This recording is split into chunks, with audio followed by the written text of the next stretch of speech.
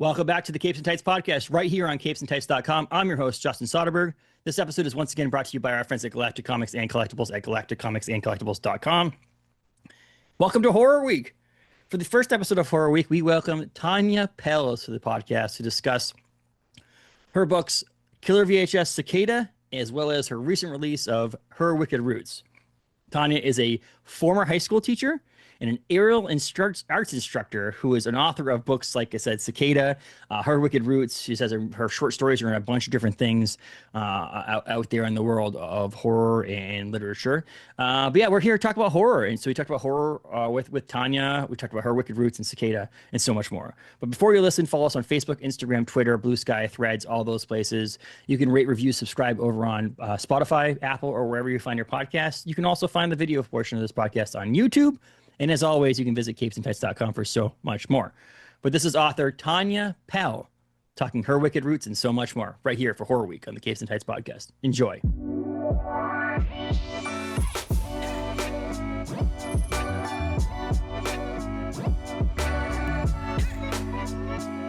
Welcome to the podcast, Tanya. How are you today?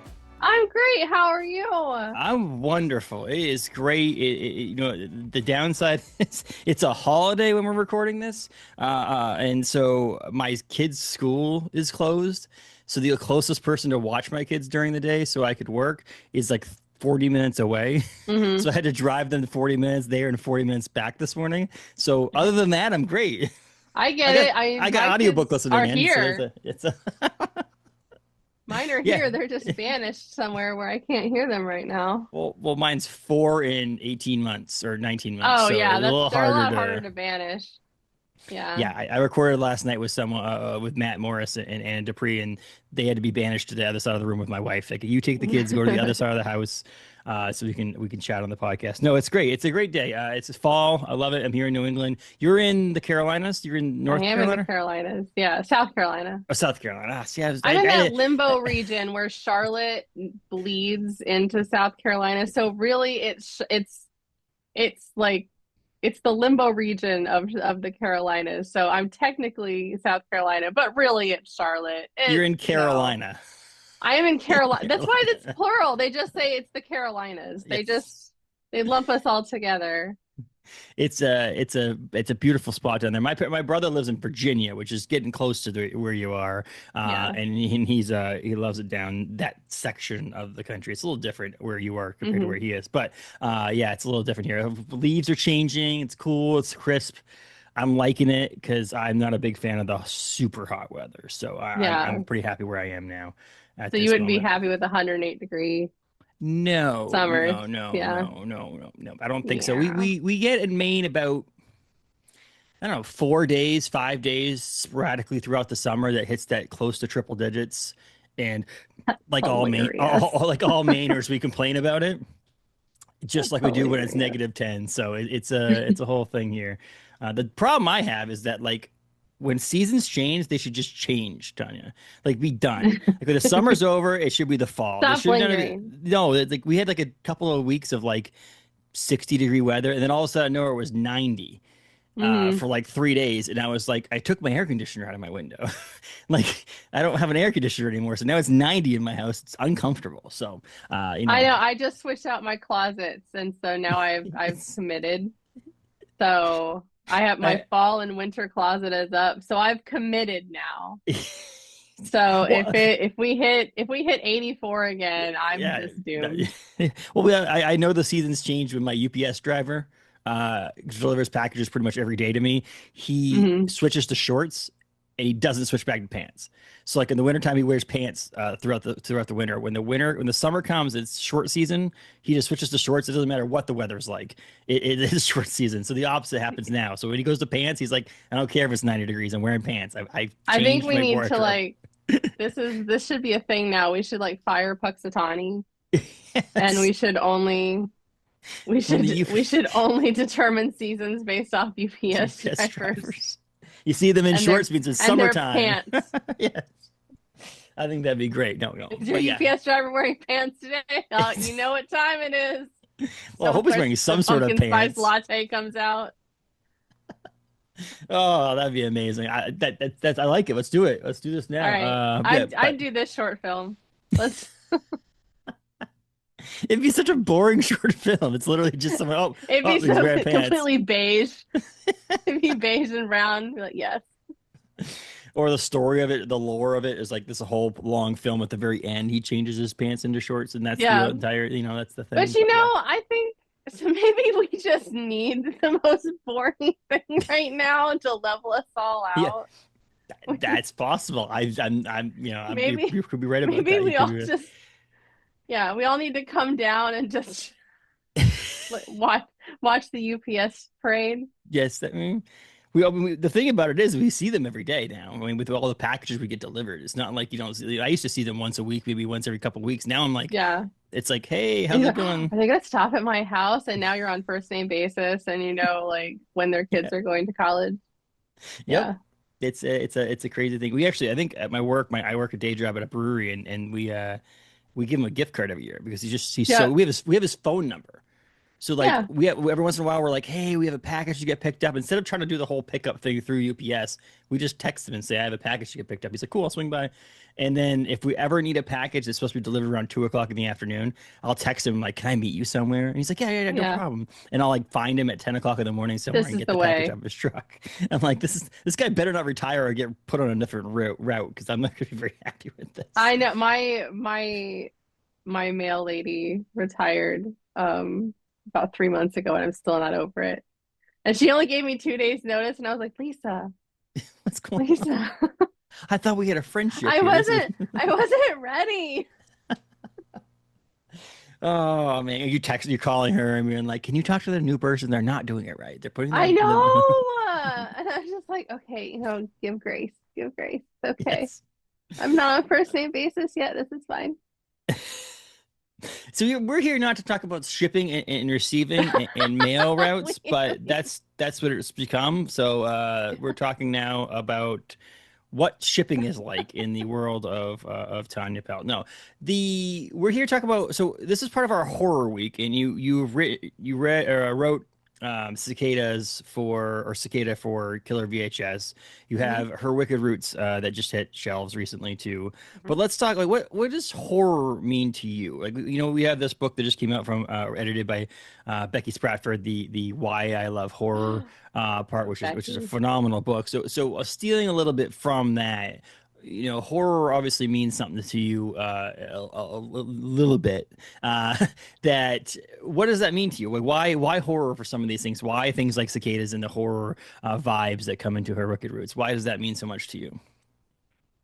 He's gonna get so tired of me like quoting him. So my horror bestie is Josh Winning. So heads will roll, Mhm. burn the negative, the shadow glass.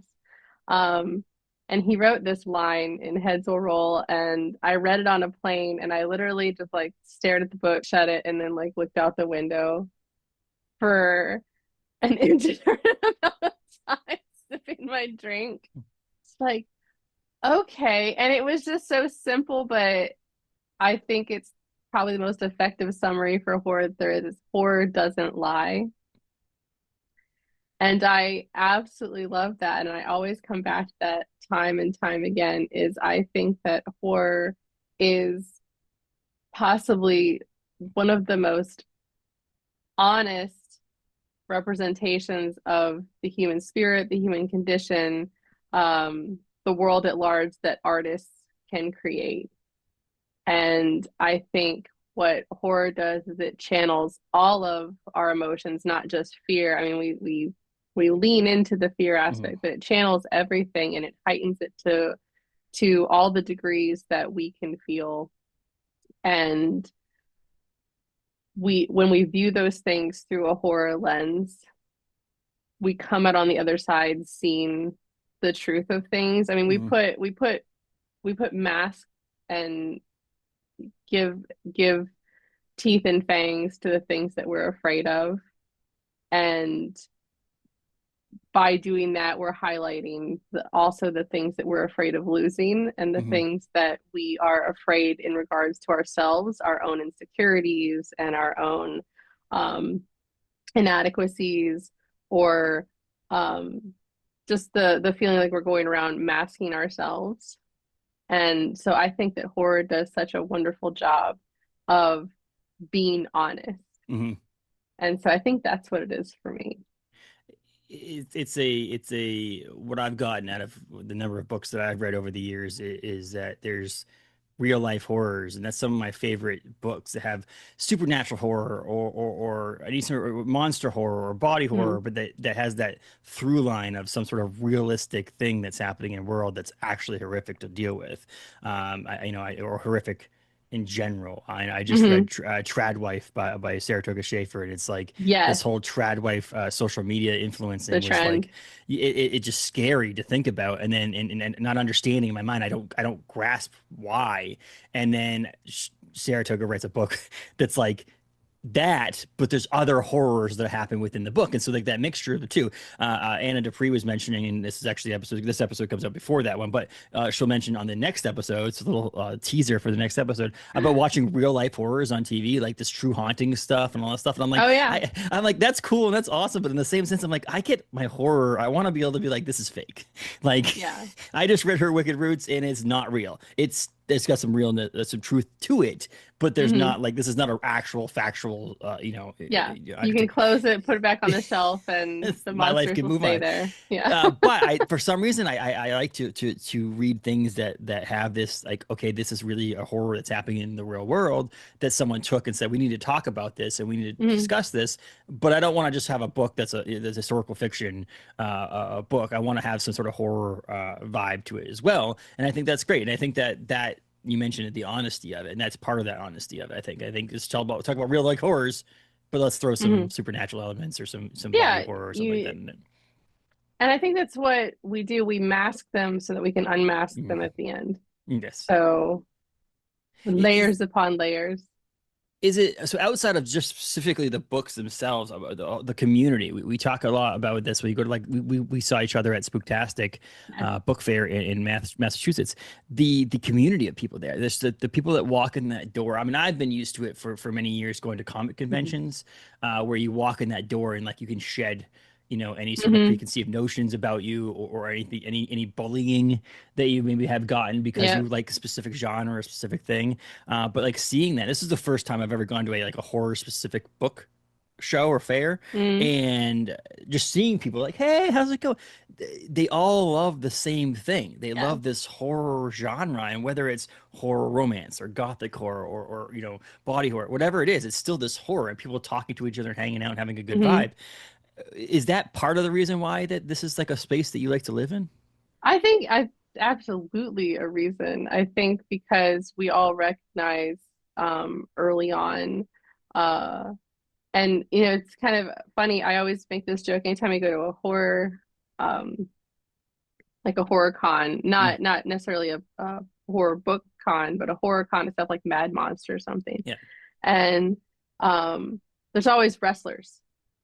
There's always like one or two wrestlers in as like signing alongside the horror stars and the scream queens, and it's because you have this crossover fandom the same way you do with comics. And same at Heroes Con when I go to comic conventions and I do in my cosplays, Yes. and you have these crossover and you have tons of horror artists there and a wrestler. Yes. It's because I think you have these passion, almost like these these things that people are so incredibly passionate about that they don't get to really express in, like you said, in every single environment. And yet here surrounded by other people that have similar or the same passions or just the degrees of it, you feel comfortable and you feel safe and you feel seen. And there is this whole unmasking that Mhm. happens at these events. I was speaking to someone who went to StokerCon for the very first time this past year, and she was remarking on how it felt absolutely insane the second day, not the first day, but the second day, because the first day she's still like kind of like, okay, I'm not sure how I'm supposed to be And the second day, it's a complete shedding of Mhm. all the masks. And it's just like, okay, now I'm ready to be the complete unhinged nerd that I am inside. And I joke about how I run around with like my golden retriever puppy energy. like, like, hey, how is everybody? Everybody That's doing for sure. good? Yeah. You need Yeah. anything? Like, I'm not a volunteer. I just want to know everyone's having a good time. Yeah, exactly. Um, but we're all like that. Everyone is just so excited to see everybody Mhm. else, and almost more importantly, everybody is so excited to promote everybody else. Yes. Like I Yeah. think that's one thing that we all do really well is everybody is no one's stepping on each other to get up the ladder. Everyone's reaching down and like hauling people up with you. And I love that about the horror community, that it is a community. It is friendly. There are inside jokes and there are jabs and there's like he's like flipping Yes. each other off Yeah. across the Yeah. room. So I mean, I come. I was into comics and comic conventions before I got into reading, novels and books and things like that. I dabbled in it a little bit, but then I focused and put all of my energy into comics. And so doing comic conventions and doing comic things, there was always this community that I saw that people like promoting each other's comics, and I saw that now when I go over to the horror side of genre fiction. This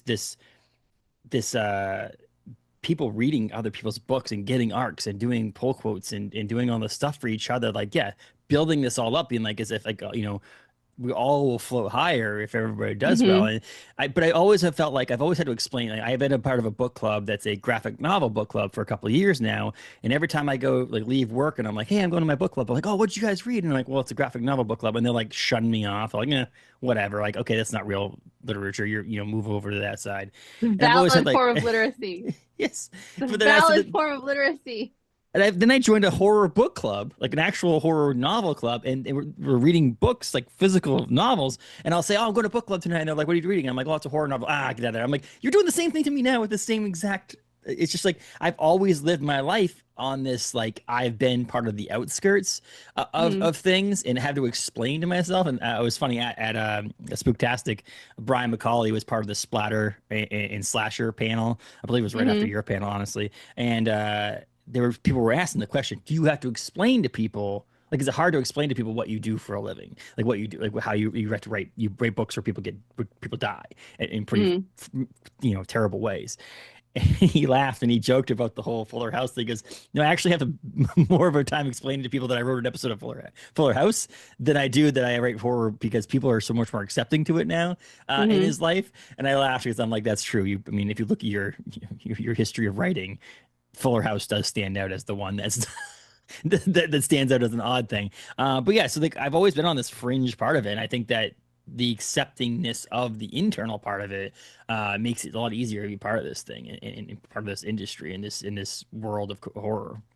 Well, and it's funny too, how people are so dismissive of it. And I was on not this last StoberCon, but StoberCon before, I did Librarians Day and we talked about fairy tales and everything. And they asked if anybody had suggestions for librarians or educators. And I used to teach high school and I taught Stephen King in my high school class Hmm.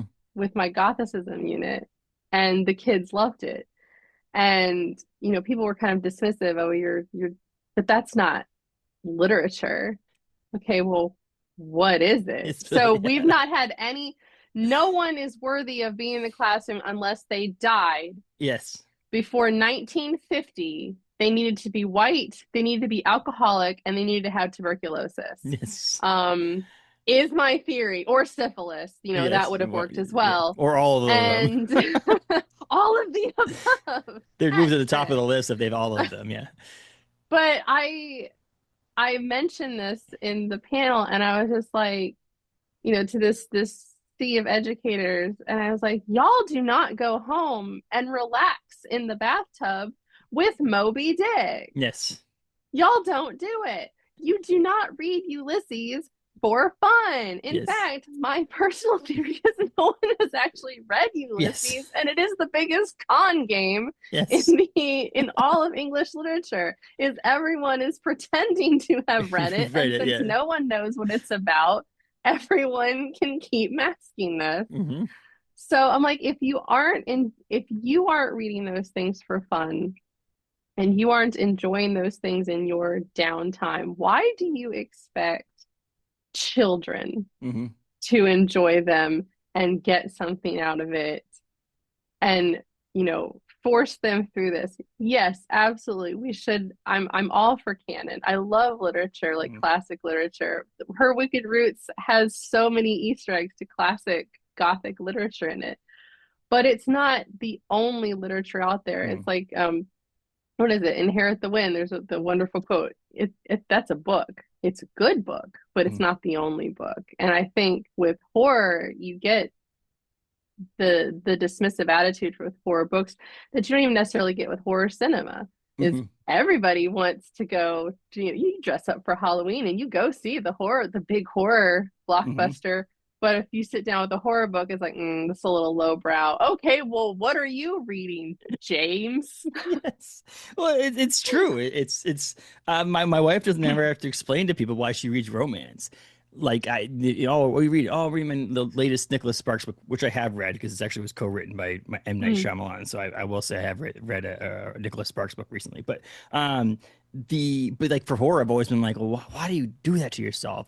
But I've always been. I mean, I listen to heavy music, as streaming in the music I listen to. So people have mhm. always been like, well, why do you do that? And then the same thing with comics and so on and so forth. So my entire life I've dealt with this, so it's fine with me. I'm just used to it at this point. But and I'm happy now because and I mentioned this, I think it's to you at Spooktastic about the middle grade and young adult aspect of these things nowadays too, with people coming out with these books and books, adult horror authors writing books for younger people. So hopefully Mhm. we can breed these young horror fans and have them come to their and question their own teachers and like, why are we reading Moby Dick when we could be reading it? Not that would See, be whale fall.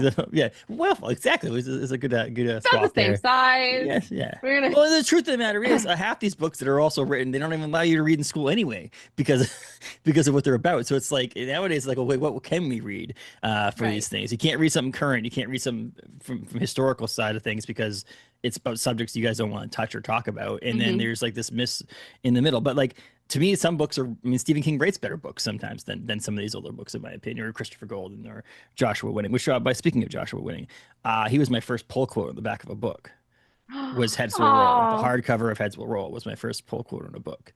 oh, Yeah, that I was love awesome. So Josh. we have this love for Joshua Winning My around here, horror but no, bestie. yes, exactly. But no, it's just it's a unique thing, and I think that this horror week that I'm doing, and I've done it for this is the third year in a row, and discussing this horror genre as a whole, and we're talking to you, we talked to some Bookstagrammer people like Matt and Anna, Becky Spratford actually is coming on the podcast to chat about why I love horror, and then I had Dave Schilling's on at the end of the week, which Dave Schilling wrote the book. I don't have it over here. It's why I don't know. Horror's New Wave. It's about Blumhouse Productions and movies like Paranormal Activity and Get Out and stuff like Mhm. that. And so there's a mixture of things in this week, and I just think that this horror genre, like um, has so many different threads to it, different Yeah. subgenres and different styles and all this stuff that it just makes it a lot of fun to live in this. But before we get to Her Wicked Roots, which I want to get into, let's chat quickly about Cicada from Killer VHS series at Shortwave. First of all, how did you get to be part of the few, well, now ever growing group of people that get to write these Killer VHS stories for Shortwave? Um, so I love Alan, Mm, first off. I'm shortwave stand for life.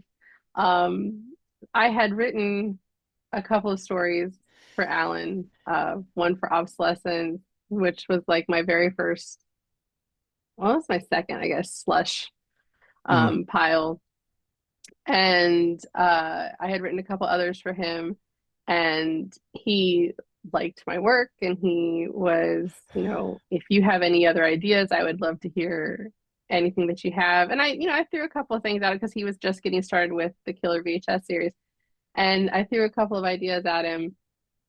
And he's like, okay, I like this one, but this one's a little similar to what one thing we have going. And I said, okay, well, I mean, I have this novel that I'm 15,000 words into about a road trip with this girl and her gaslighting boyfriend, and they end up in this like backwater town in Mississippi. And he's like, give it to me. And I have that one. And I was just like, yeah, I can do that. So I was like, okay, it's now going to be a novella, and it actually worked so much better as a Mm-hmm. novella. Like I, which is why I joke it had this big cast of characters because it was supposed to be a novel, and yet it still seemed to work. Um, People still liked it with this Mm-hmm. larger cast of characters. They felt like they got enough information to care, but not, you didn't need everybody's backstory. Yes, exactly. Um, So that's that's how it happened, was just this run-of-the-mill discussing things that I wanted to write. And this was just an open Word doc that I had while I was writing a million other things. And he was just like, There, I that want that one. one. Yeah. And it worked because it was my ode to like Saturday morning B movie. You're Yep. sitting up in bed and you're watching the Sci-Fi channel. You've watched MST3K, and Yep. then you're going to watch something else, and your Tremors is inevitably going to come on at some point during the day. So, and so yeah, it was just fun. It was a fun book to write. It's and we mentioned, you and I mentioned at Spooktastic. I just read Laurel Hightower's Long the Whistle, and there's like one of those things that's like try hard to find your favorite. Like finding your favorite Goosebumps book was also kind of hard for me. It's like there's It so many of them, but was. there's like so many that you're like, oh, but that one's good and that one's good, and I just read Werewolf Fever Swamp again, and that one's That's one of amazing. my Yeah. favorites. See, Werewolf Fever yeah, Swamp. Yeah. yeah. And so what's funny is on my shelf over here, I have my Goosebumps books, and then one, two, three, four, five, six of Killer VHS. They're not supposed to be in the same spot. They don't go alphabetically. They don't go off, nothing. It's just they have to be next to each other because I get They are. my kids, my young generation of myself, uh, horror novels, and you get your novellas, and you get your your Killer VHS. But yeah, you're part of this group now. It's funny because it's like it used to be like, when I talked to Brian McCauley when Candy Cane Kills comes out, it was like a few people. Now it's starting to Yep. grow to like, okay, now there's like I seven books, know. six authors. It's starting to grow, and there's more coming. It's kind Hmm. of cool. You're one of the OG people for this, and I love the cover. Alan's a fantastic designer, and so you have this ability Yeah. to put these things together in the when you order it from them, and it comes in the box like Hmm. it's like a movie and all that stuff. It's so cool to see, and that's where I first got introduced to you and your You writing. know, And so, for the paper, he spent like a couple of months looking for the Goosebumps paper. really, He wanted it to be as close to Goosebumps, like the feel, as you could get. So he actually looked for months trying to get that specific Goosebumps paper. It's the little details that well, Alan does. the thing I want to say, I love Alan because I think that what he does over at Shortwave is fantastic. But I also want to say I hate Alan because of the fact that what he puts into The this bar. and what he's doing, and it shouldn't work. This should not be working for him. Like the fact that the potential bills he has to pay because of because of getting that paper or doing that timing or the time spent on designing and all that stuff, like that should not work. But it does, and it's so amazing. And the new deal with Simon and Schuster, so that people get to read the book a little bit more and things like that. Like that's all fantastic, and I love the success story that is. But again, looking at if I tried to do that, I'd be bankrupt. I'd be like, oh, you're doing stupid things. You need to be cheap. You need to be printing these The overseas. You little need all this stuff, the and little and minutia. he He's just. just I don't think he sleeps. That's the thing. I think he I just is don't up all think he night. sleeps. No, it's I it's one of don't. those things. Yeah. I've decided that he does absolutely nothing but hustle. But that's one of those things that I would say about when I watched Shark Tank every once in a while was like them saying people are like, "Oh, you have a part-time job and you're doing this," and it's like, no, quit your job and do this fully if you really want to do it. And I think that's really what Alan gets out of this. Alan is doing this. Like this is what he wants to do. He has other stuff he's doing, obviously, but like this, he's like focusing so much on this. And that's where you get this Killer VHS series. That's where you get Hmm. Obsolescence. You get these other books that are coming out. Oh, one of my favorite books that's come out from Shortwave in the past couple of years is D7 by Philip Hmm. Fracassi was fantastic. And so these books are coming and they're fantastic. But yeah, this Killer VHS series, brings in that nostalgia that you want. Yeah, With the joy. the joy of reading a Goosebumps book, but as an adult, but also the joy of looking at 80s films and older movies and things that have to do with VHS or screens or things like that. It's fantastic. But you did Cicada on this. So you're talking about bugs, and then you move over to Her Wicked Roots, which is botanical stuff. Bait and You switch. try. Are you trying? Are you trying to like just make you not want to go outside? Is that the goal? Like to make it so I don't go outside at all because you got bugs and plants, My master and plan. like we're just like, okay, This is stay my inside, master Justin. plan. Lock the door. Don't go anywhere. But yeah, so Her Wicked Roots just came out October Hmm. 7th in Hmm. bookstores everywhere. It's beautiful. We talked about it before. It's got like purple. She's so Uh, pretty. oh, it's so pretty. It's so gorgeous. Yeah. Actually, Your wife had questions. questions, yeah, on why, and it's got the foil on The the foil. spine and everything. No, it's first of all, it's fantastic. And so Thank you. it's wonderful. It is really wonderful. I flew through it. We talked about scheduling this interview and discussion, and I hadn't read it yet, and I was like, "Oh, let me get on Hmm. there," and so I quickly went on to NetGalley and they pressed request, and I got it Hmm. like immediately, and I was like, "Oh, this is amazing! Let me read this," and I just like sat and like started like railing through it. But no, so a queer gothic retelling of Rapsini's, is that how you say it? Rappaccini. Rappaccini's daughter. Hmm. What drew you to this story specifically? I mean, is this something you've been working on for a long time? What to me a little bit of a behind the scenes creation of her Wicked Roots. So, I had actually I'd been working on something else, and I always have at least like two things I'm working on at the same time because I'm insane. Um, but I was back in the Twitter days, was doom scrolling one day as you do. And I happened to see a post that said, "Why hasn't there been a gothic fairy tale novelization of Rappaccini's daughter?" And I genuinely went, "Why hasn't there been?" Because I used to teach Rappaccini's daughter, and it's a very short story by Nathaniel Hawthorne about the this girl Beatrice who is cultivated by her father Rappaccini, and this guy who lives next door sees her over the wall where she's like sequestered from the world, and he's like, she's hot. And like there's lots of red flags, but we ignore those in Gothicism. Um, and I was also like listening to the like Evanescence Fallen album, I think around like the same time as reading. It's just kind of hit. And then a couple days later I see this weird skipping rhyme about Belladonna and Nightshade, and I was like, mm. So I think within 3 days I had an outline, Hmm.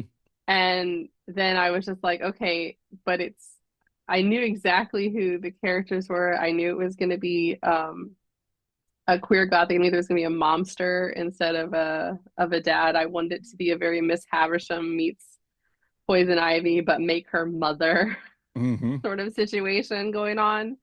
Um, so yeah, it was if Cicada was my love letter to the B movie, Hmm. then Her Wicked Roots is my love letter to the Gothic. And so I joke about how every high school had the Phantom of the Opera girly and the who read Jane Eyre for fun Yeah, and yeah. was an Edward Rochester apologist. Again, despite all the red flags, because every Gothicism girly was just like, we could fix them at least once.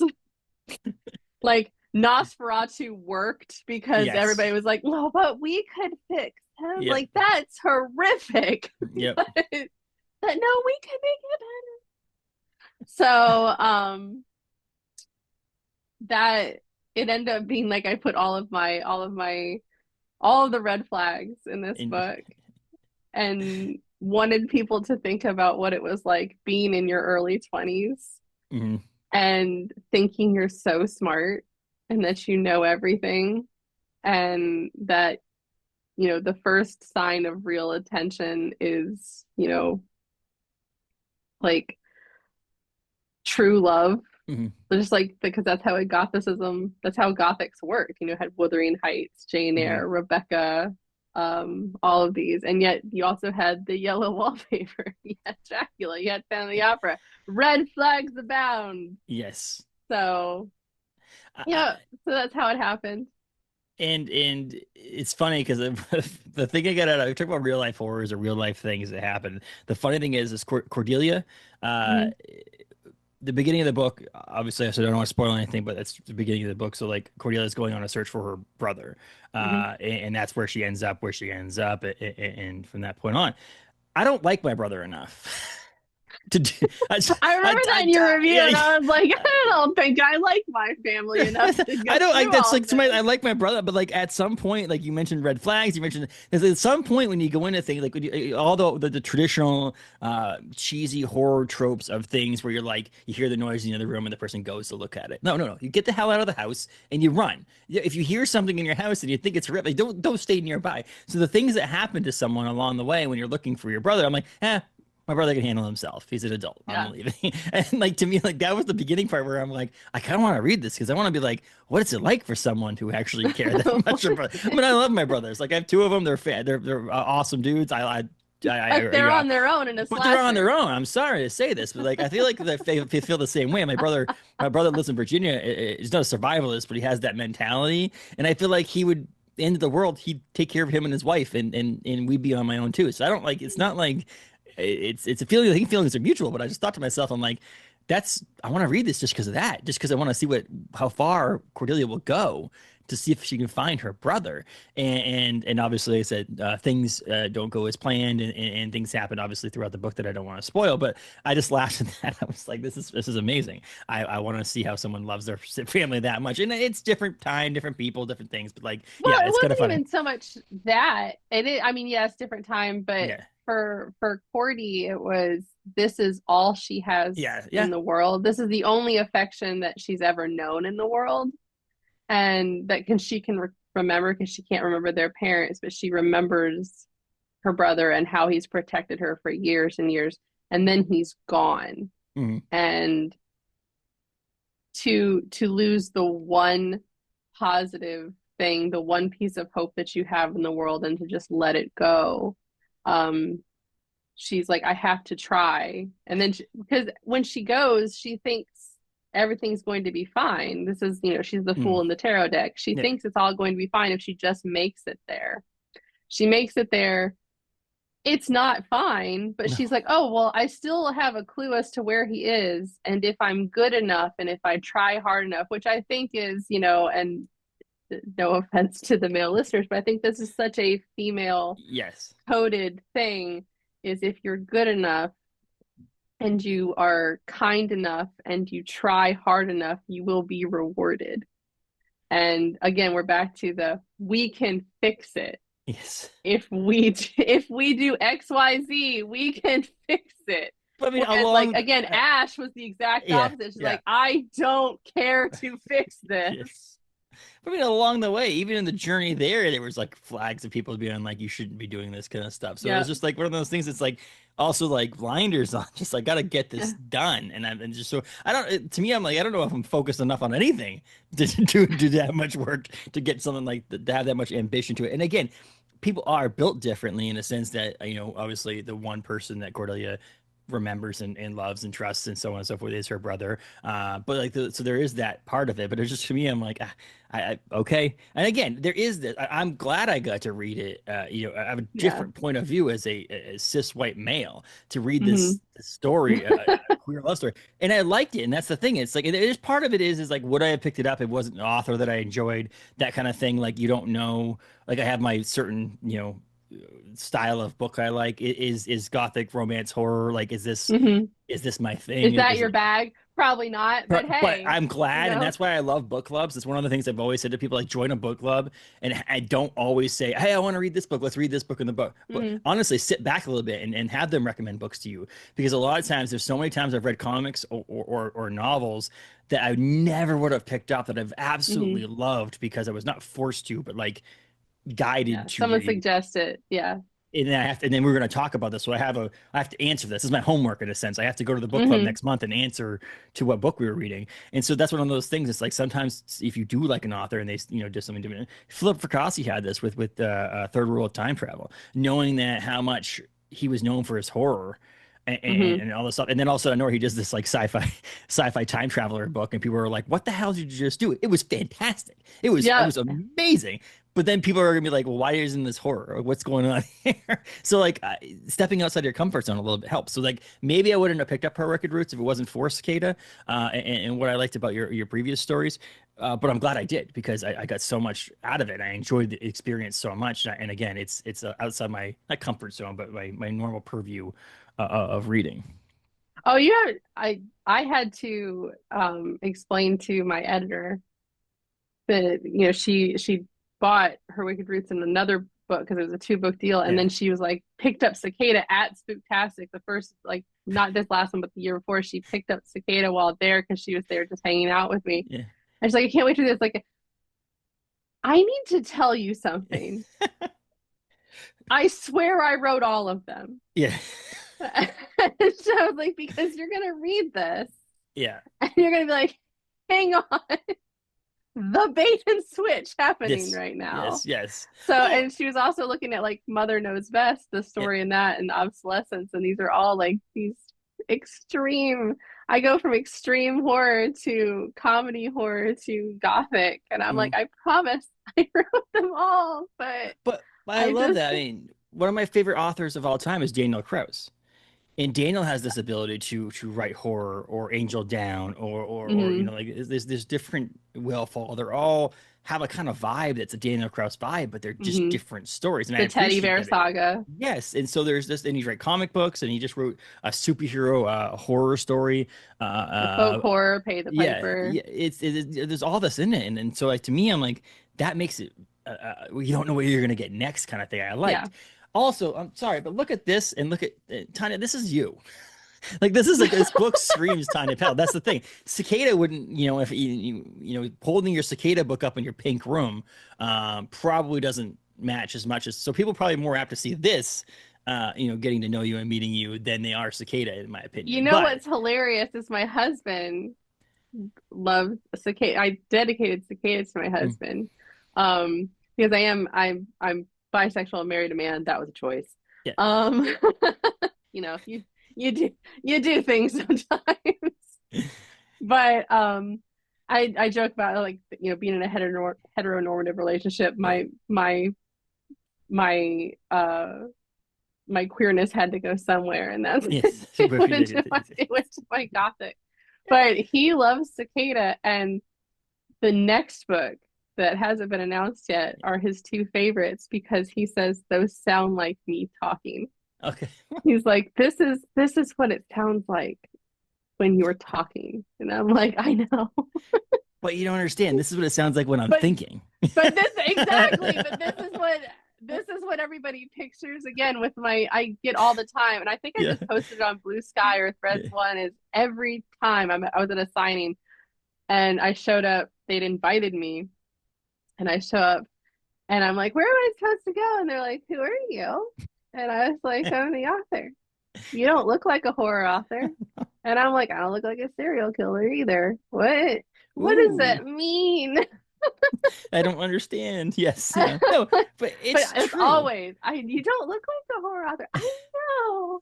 That's the fun part. That's don't judge a book by its cover. It's the whole, I love this aspect of it, like that you get this, back and forth on that because again, read the book and find out more about it than actually just looking at the author and go, oh, I don't know. To be She's honest with you, coded romance. She's yes. coded romance at Barnes and Noble, and I'm just like, Well, that's no the one get mad at me because that's I the didn't do it.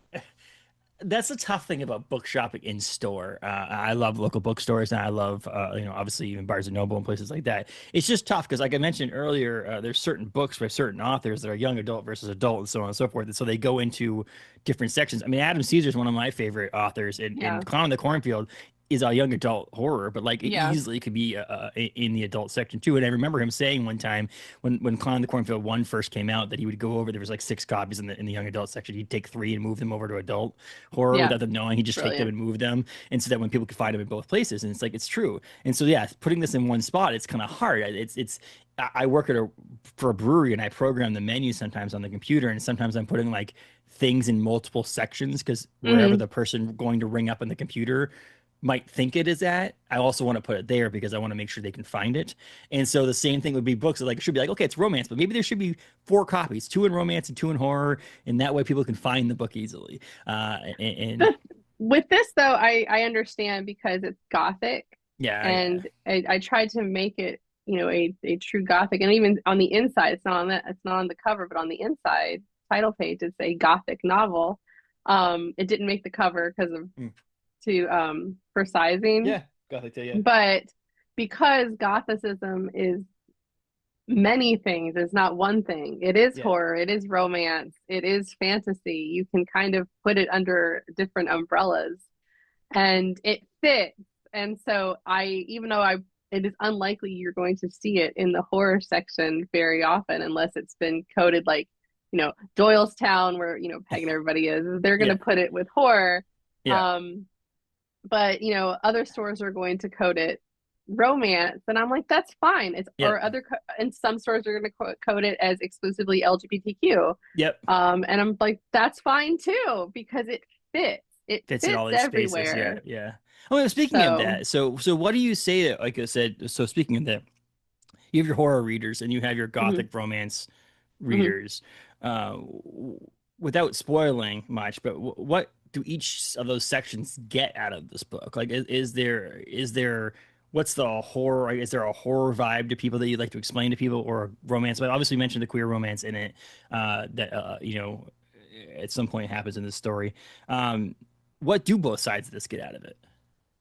I think for Gothic, for the people that love a true Gothic, you're going to get, like I said, you're going to get the Easter eggs, you get the atmosphere, the isolation, the gaslighting that goes on, where even Cordy is gaslighting herself. Um, you get your dark hallways and your lone candle and girls wandering in the night in nightgowns, because why wouldn't you? Yep. Um, you you get the cult like vibe that comes with the secrets. Um, when everybody else seems to know what the secret is, but to you, Hmm. which I think is a nod to Gothicism. If you look at Jane Eyre, for example, everybody knew that. I think it's been long enough that I can spoil Jane Eyre for people, but I think, I love that. I love mean, that people I like think it may be okay. It's like maybe I should wait a few more seasons of Game of Thrones before. at some point you have to be able But to spoil things. Yeah. everybody knew, everyone in the house knew that Bertha's in the attic, Hmm. and that Rochester's married, but no one's telling Jane. Yes. She's just, because Rochester's like, this is our secret. And everybody's like, okay, sir. Yes. You sign our paychecks. Absolutely. Um, which is why, without spoiling, when you get to the attic scene in the book, Hmm. if you know, you know. Yes. But the I think you have all those aspects that people are going to recognize as a gothic, especially the in regards to the atmosphere, Hmm. and the pacing is it's building on creeping tension, Hmm. because that's one thing that gothic did well. So horror tends to rely, and not all horror, but a lot of horror relies on fear and horror, whereas Gothicism relies on creeping terror. Hmm. So, and slow dread. So I think you get that as well. For the horror aspect, I mean, not only do you get the horrors that revolve around the dichotomy of womanhood. Hmm. So sorry, cisgendered white man. You get the horrors of the dichotomy of womanhood and what it means to be a woman in the world who is told what her place is, and you have this house of just women, and you'd think that things would work out. No, because when you introduce things like hubris and you introduce things like zealotry, it's never going to work out. So you have the horrors of zealotry, which I think is something we can all appreciate in the year 2025. Yes. You have body horror in this. And again, back to the horrors of gaslighting and what that does to you, not just when you're gaslighting yourself, but when others are gaslighting you, and what you are willing to do, the lengths you're willing to go to at that age to be right and to right the wrongs and what you perceive as, because again, these characters, all of them exist in a petri dish. So fun. But Cordy had this petri dish of the city, and she comes to this new world with her knowledge. The girls and Evangeline and all the other women have a petri dish of Edenfield, a smaller one even.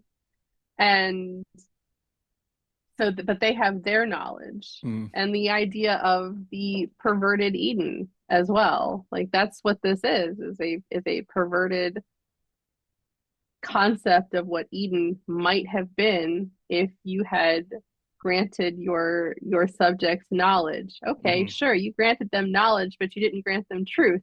So it's not the same thing, is it? So I think there's something for everybody in it. And if you just are into the romantasy, if that's your vibe, then I think there's enough. Sure, there's not like 10 pages of smut. Yes. And I mean, we can all appreciate but there's 10 pages of smut, but the funny thing is, I read this physically, so I read the digital copy of it, But I've done it like I read Mayfly on audiobook, and I was in the car on a hill, like in traffic, listening to it. Like you can listen to someone on their phone, the next car over in the parking lot or something like that. Like I'm like not realizing what's going on in the egg scene. I don't know if anybody's ever read. There's a scene about an egg. It was like playing, and I'm like, oh shit, people in the car, like someone can hear me do this. So like sometimes I'm like, I gotta depend on where I want this smut or this dirtiness in a book, because like if I'm reading it, I'm still like looking around like someone watching me read this book right now.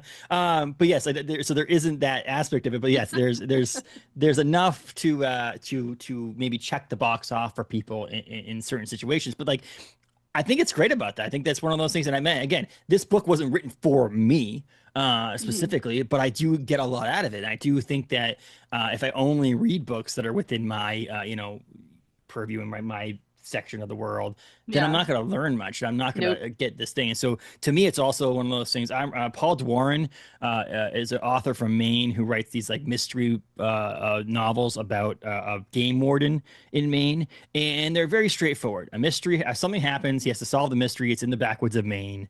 And the reason I like them is because I'm from Maine, so I kind of get the ideas and the places he's in, so on and so forth.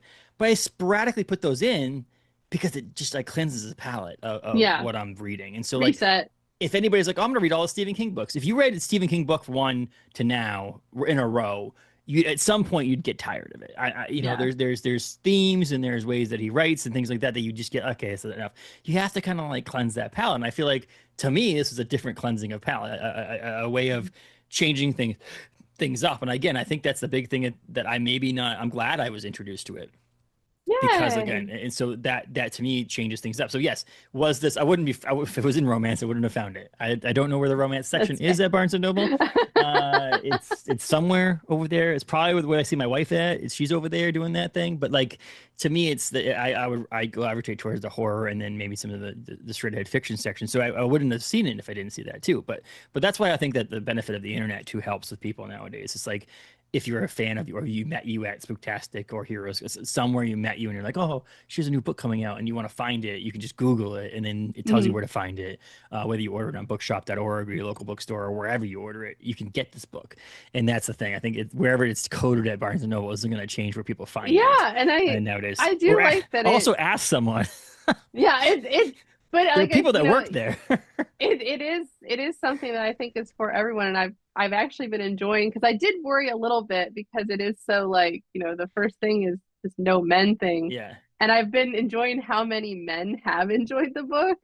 So because I get it. Men shouldn't be in certain places at certain times. I tell you right now, there's days that I'm sad I'm part of this community that I have to be part of because of how some people treat other people and are. I live in Maine, so there's definitely some, and I live in not rural Maine, but fairly rural Maine, where people still have Trump signs up and things like that. I'm not going to get too political on this, but I'm like, I mean, I'm in South Carolina, so yeah. Exactly. Street. So to me, I'm like, okay, enough's enough. So I'm sad I'm part of that community sometimes. So sometimes it's nice to be able to get out to the other side and like, I understand with you. I relate. I can see where you're coming from on this. But again, you're also looking at this and you see it, and like I said, the all women thing, it doesn't work either. No, it doesn't. Like it doesn't work. Some of the kindness, some of the only kindnesses Cordy gets from the book are from two men. Yeah. So the coach driver and Edward, these are the people that she wishes that she'd had in her life. So there is that's the one thing I wanted to make very clear in this book, is that yes, this is the rule, but this is for people that live in a black and white world, not a color world. It's not even shades of gray. This is a color world. And if you try to put it into yes or no categories, right, wrong, black, white, you're missing all the nuances. But yeah, I think yesterday I did a signing, and this older gentleman came in to get a coffee at the Starbucks. He's a truck driver. He was going to Detroit, like this big old truck driver with his backpack getting his coffee, and he sees the book. He asks me what's it about, and I tell him, and he's like, "No, it sounds all right. I'm gonna get one." And I was like, yeah. Yeah. How do I? I look forward to you reading this with your no-dos, sir. Yeah, exactly. I just I love the picture. I just picture someone the opposite, like someone looking at it going and trying to say no, I'm all set, but not be offensive or like it seemed like you don't want it. So yeah, I'm glad you picked it up. He walked up to me, saw me, he's stirring his coffee. He's like, "What's this about?" And I tell him, and we just have a conversation for a few minutes, and then all of a sudden he's like, "Yeah, I think I'll get one." That's awesome. Sir. That's awesome. Yeah, I mean, and so here, think about it. So physical, looking at it, I wanted to touch on that really quickly while we kind of wrap things up here. Is, I mean, how well do you think that this is going to sell your book? And this is not me being sarcastic. This is me being serious. No, it's okay. It's beautiful. She's and pretty. I think it's so gorgeous. And selfishly, as a designer myself by trade, I mentioned earlier, don't judge a book by its cover, but I mean, everybody does, because you see the book cover first. And so if the cover sucks, you may not actually be, drawn into actually reading this. I sell beer for a living. If my beer label doesn't look good, no one's going to try the liquid that's inside the can to see if they like it or not. It's going to draw you in. Is it have the right description on it? Does it have the right pull quotes on all that kind of stuff on the book? Makes sense. But yeah, this, like the embossing on the front, the color, the sprayed edges, like all this stuff is going to do wonders for it. I mean, are you happy with the way it turned out? I am. I keep saying, and I take zero credit for this, is they spoiled me. They spoiled me horribly for this book. They asked, my editor, and I think you met my editor at Spooktastic, because like we hang out. I'm like one of the few people that have this like dream editor where we can text each other on Unhinged. Her boyfriend brought baked goods. He bakes, so he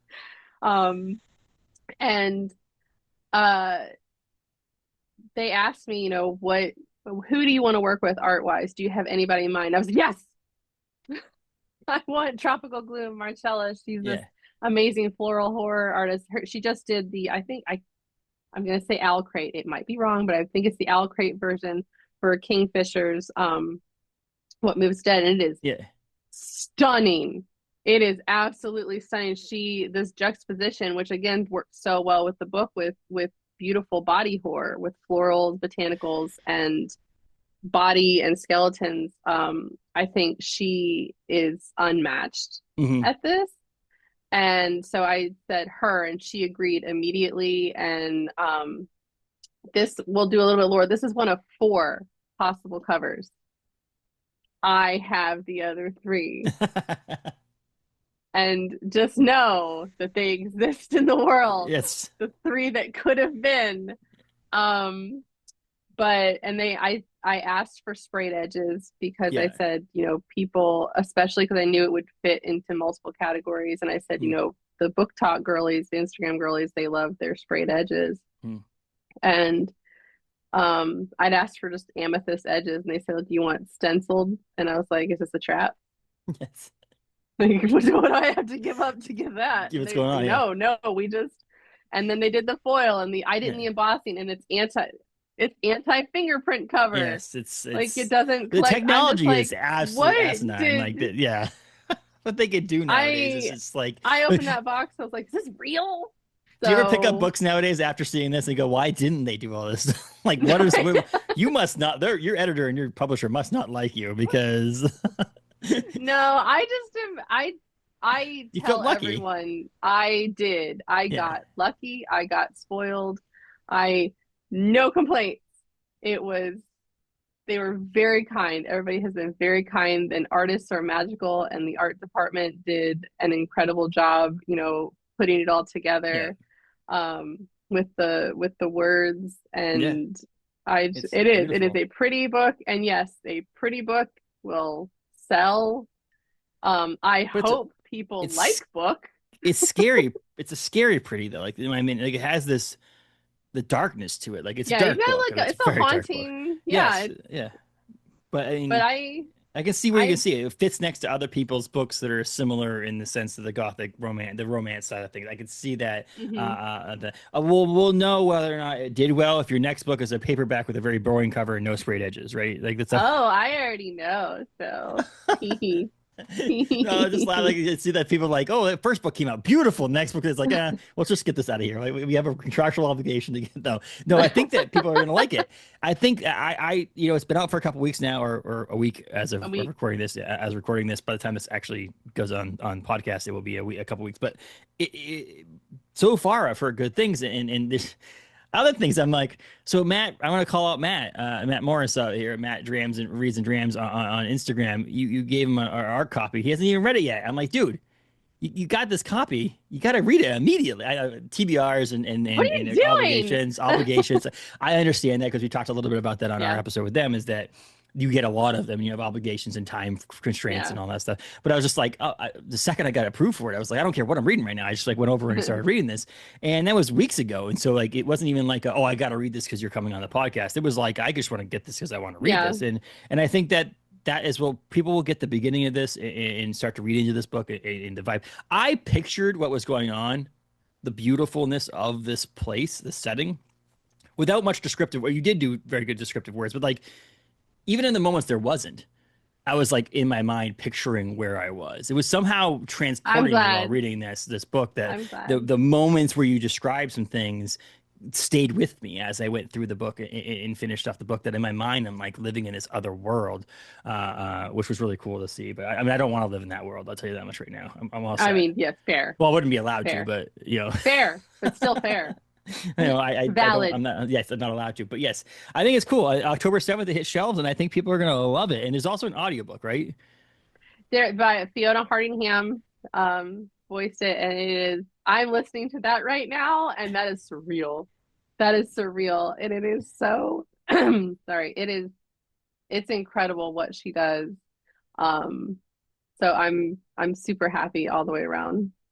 And you can get that. I recommend, I believe, I'm just making sure. I think it's on, um, yeah, it is on Libro FM. I recommend getting it from Libro FM if you are a fan of audiobooks, because that helps support local bookstores as well as bookshop.org supports local bookstores if you wanted to buy it online there too. But my caveat to the whole thing is shop local when you can. If you Oh can't, yeah, get the book. don't steal the book, and don't pirate the book or anything like Libraries. that. Libraries are Libraries, great, and local bookstores. But if all those things are not, and I'm just ordering something on Amazon, then order it. Just get the book and read the book. That's my big thing. That's It's fine. like it's Fine. the more people buy this book who are really interested in reading it, the more gallery is interested in doing work with you as well. So I think that's one of those things that like I don't think, some people, I'll get to it. If you can afford to buy the book, put it on your shelf, and then read it when you get a chance. But just get it in your library in sooner than later. And that's not I'm saying that people need to. I recommend this book highly, and this is not just because Tanya was coming on here or anything like that. It's phenomenal book in the first place. So I'm glad you came out and talked to me on this podcast. But Thank you. the book alone was worth it. And so we'll get you back in the future when you talk about something else too. And we'll just chat if you want to too. We can just nerd out and chat. Yeah. But yeah, so I appreciate you taking the time out to talk to me about Her Wicked Roots, Cicada, and all the things horror. I really do appreciate it. Thank you. It's available at bookstores everywhere. Yeah. Her Wicked Roots. Yeah, so it's a Thank you. you worked hard on it, and I'm glad it's out in physical copy and people can hold it. It's a physical beauty. How about that? Can I do a quick shameless plug? Yeah. Quick shameless plug is this Friday, the 14th. The anthology Fever Dreams comes out, and I have a story inside with my Stephen King, Christopher Golden, who penned the story with me. It is in there along with CJ Lead, because we mentioned CJ, and Clay McLeod Chapman. So a bunch of biggins, and then That's amazing. They let me piggyback too. That comes out Friday. Yeah, it does. And it's funny about it is like I was laughing because I'm seeing CJ next, not this coming Wednesday, but the Wednesday after that in New Hampshire. And I laughed because I was like, CJ barely did any short stories. And then now all of a sudden I know they're all over the place. It was just we were on funny. A panel at StokerCon, CJ, and she was talking about how she's in Fever Dreams, and I was like, I'm in Fever Dreams too. And then Philip was also on it. Philip was on the panel. He's like, oh yeah, I'm in that. I was like, yay! That's amazing. No, because CJ was just in the Aardvark collection too, and then I was like laughing because I'm like, and there was something else I saw CJ on. I'm like, wait a second. Yeah, like I said, all these other people. And Clay's in every anthology. Clay's in everything. Like, I've told him I think there's 10 Clays. Yes. And like, he has the energy for 10 Clays. Yeah. Like, so I think 4 and 6 do appearances. So I have theories. That's amazing. No, I'm Clay's gonna be there. It's gonna be Clay and CJ in New Hampshire. Clay's obviously Acquired Taste just came out, and his new Shiny Happy People, which is amazing as well. That comes out in November. But yeah, Clay's awesome. I brought Clay up to Bangor last year in May with Christopher Golden, and they're awesome people. It's just a great industry. It's just a great genre. It is a great place industry to be. And so, and one of these days, I'm gonna get to Heroes Con. And so when I get to Heroes Con, we'll be looking you up. And hopefully I'm going to Stoker this year too, but we'll see. I mean, we wanted to go to Stoker this past year, but we bought a house and that changed everything. Yeah. My kids are getting old enough that I can actually go away for a little bit here and there. So I'm going to go to Stoker next year. I want to go to Heroes. I don't know if Heroes is in the cards for next year, but soon. Heroes is one my of friend the Bridget greatest... Connell, who is a comic artist for Dark Horse, and she did Lady Baltimore and a bunch of others. Yeah. She lives here. And she, we didn't know that we had each done with Christopher Golden when we met. Or we knew Christopher Golden when we met. And so now we call ourselves the Golden Girls. And we're gonna try to get him to come to Heroes Con. Do it. We're gonna like, come on, you can. He'd love to. I think he's over abroad right now, just visiting. Oh no, he's in the UK, but he's gonna be back because we're doing New Hampshire. Okay. In the end with Paul and Bracken and Krista Carmen, so I'm excited for that. So.